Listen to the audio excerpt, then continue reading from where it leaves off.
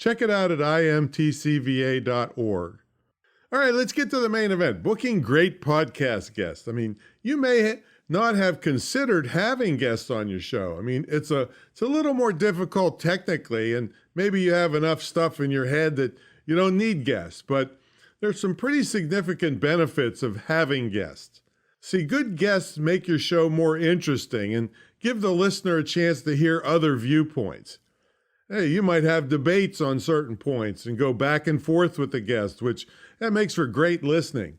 Hey, you may even learn a lot from your guests. I know a guy who started a podcast just because he wanted to learn about the topic.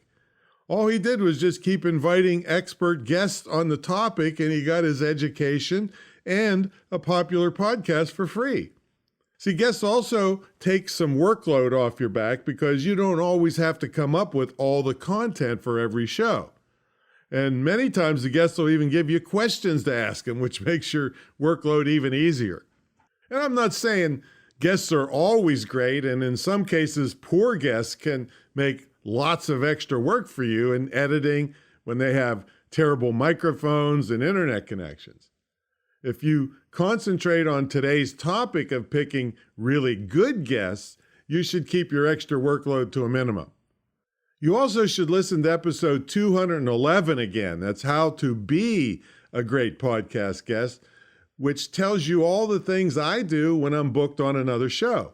Now, this will help you recognize the really great guests even before they're on your show. That was episode 211. Of course, everything we talk about, if you go to screwthecommute.com and then the episode number, so screwthecommute.com/211 takes you right to the show notes for this show.